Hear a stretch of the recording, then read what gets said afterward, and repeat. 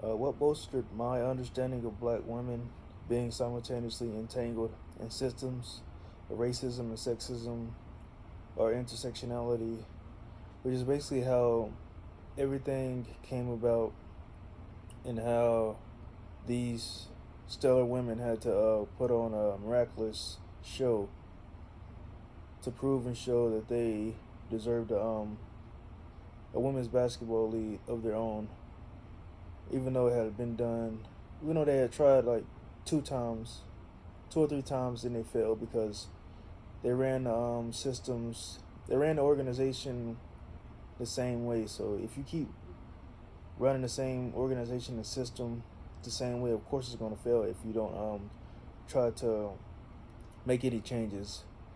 But from watching this Dream On documentary, it entirely enlightened my eyes about women in general, but just being let alone go.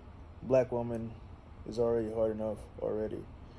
So the people that pretty much stood out to me, well, majority of them all stood out to me. But when we first came on, we seen Venice Lacey.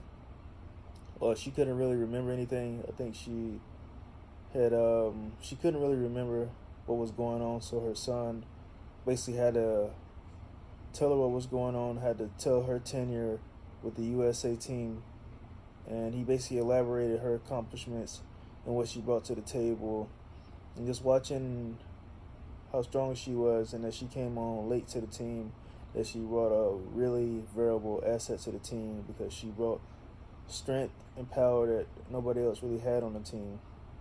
Teresa Edwards, she really went through a lot of stuff too as well, from the coach not even want to put her on the team because they had lost previously, and they thought they were just basically too old and they didn't really want them. So just her being on the team just brought more, I say more comfortability, just because she was already played against these internationals, so they already know what to expect. We had Katrina McClain, Lisa Leslie, who I pretty much knew more about out of the majority of these players, that she scored 101 plus points basically in a half of a high school game, and she didn't really make the team. Her and Dawn Staley, they both got cut. They didn't make the previous team, but they came back. And Dawn Staley, she was cut because they said she was too short and she didn't have too many international experience. Even though she was growing up in North Philly, she tended to go back there and play on the parks amongst men and women too as well while working at, I think she worked like a bakery or something like that. And obviously losing to Brazil in 1994 basically took a toll on everyone because they only played for 6 weeks, and so they had to make adjustments by expanding it to 10 months span so they can actually train. One of the players that really stood out to me is Cheryl Swoops.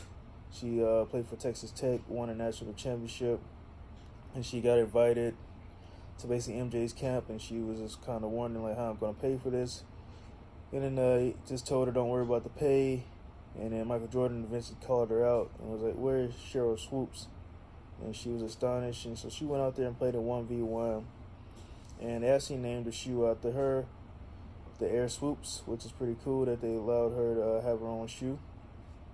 Rebecca Lobo, the coach didn't really want her on there because obviously she was coming out of college too as well, and she didn't really want her on the team, but Rebecca gave it her all and showed her why she deserved to be on the team.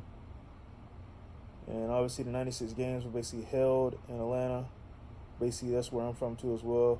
I tell them to go to Walk Centennial Park, and I see that park too as well. And Coach Tara, she was a very hard coach. She wanted them to be the faces, the toughest one that they ever played. She wanted to make it harder for them. And then just women in general, just from like Jennifer Ozzie, Ruthie Bolton, they all had to basically be someone they wasn't because they didn't want them to be shown as lesbians and gays. So they really had to put on a show just for it could sell. And then actually they sang Jodies and stuff like that too as well during practice, which made it fun. And then one thing that really stood out to me is they basically imagined them winning gold medals. They had them in the books. And then Teresa Edwards basically had them stand in the gymnasium while they actually put the medals around their neck.